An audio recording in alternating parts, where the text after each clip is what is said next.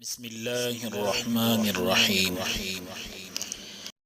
الرحمن علم القرآن خلق الإنسان علمه البيان الشمس والقمر بحسبان والنجم والشجر يسجدان والسماء رفعها ووضع الميزان ألا تطغوا في الميزان وأقيموا الوزن بالقسط ولا تخسروا الميزان والأرض وضعها للأنام فيها فاكهة والنخل ذات الأكمام والحب ذو العصف والريحان فبأي آلاء ربكما تكذبان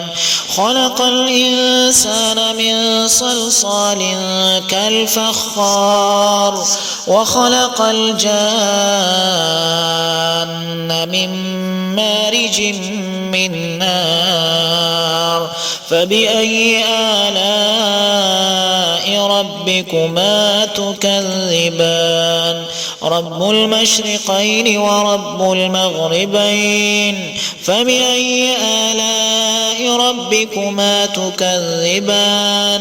مرج البحرين يلتقيان بينهما برزخ لا يبغيان فبأي آلاء ربكما تكذبان يخرج منهما اللؤلؤ والمرجان فبأي آلاء ربكما تكذبان وله الجوار المنشآت في البحر كالأعلام فبأي آلاء ربكما تكذبان كل من عليها فان ويبقى وجه ربك ذو الجلال والإكرام فبأي آلاء ربكما تكذبان يسأله من في السماوات والأرض كل يوم هو في شأن فبأي آلاء ربكما تكذبان سنفرغ لكم أيها الثقلان فبأي آلاء ربكما تكذبان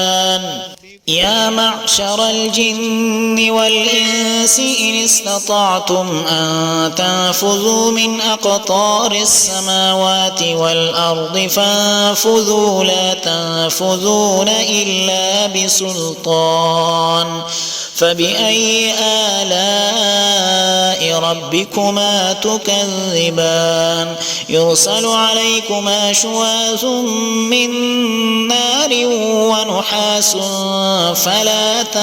تنتصران فبأي آلاء ربكما تكذبان فإذا انشقت السماء فكانت وردة كالدهان فبأي آلاء ربكما تكذبان فيومئذ لا يسأل عن ذنبه إنس ولا جان فبأي آلاء ربكما تكذبان يعرف المجرمون بسيماهم فيؤخذ بالنواصي والأقدام فبأي آلاء ربكما تكذبان هذه جهنم التي يكذب بها المجرمون يطوفون بينها وبين حميم آن فبأي آلاء ربكما تكذبان ولمن خاف مقام ربه جنتان فبأي آلاء ربكما تكذبان ذواتا أفنان فبأي آلاء ربكما تكذبان فيهما عينان تجريان فبأي آلاء ربكما تكذبان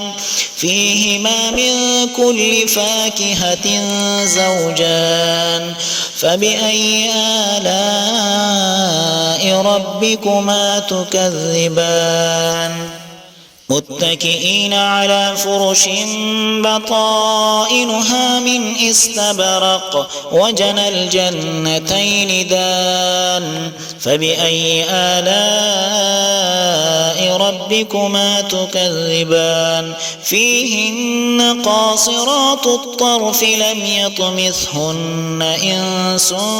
قبلهم ولا جان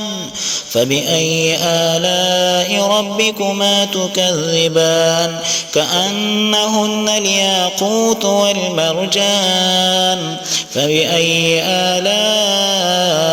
ربكما تكذبان هل جزاء الإحسان إلا الإحسان فبأي آلاء ربكما تكذبان ومن دونهما جنتان فبأي آلاء ربكما تكذبان مدهامتان فبأي آلاء ربكما تكذبان فيهما عينان نضاختان فبأي آلاء ربكما تكذبان فيهما فاكهة ونخل ورمان فبأي آلاء ربكما تكذبان فيهن خيرات حسان فبأي آلاء ربكما تكذبان حور مقصورات في الخيام فبأي آلاء ربكما تكذبان لم يطمثهن إنس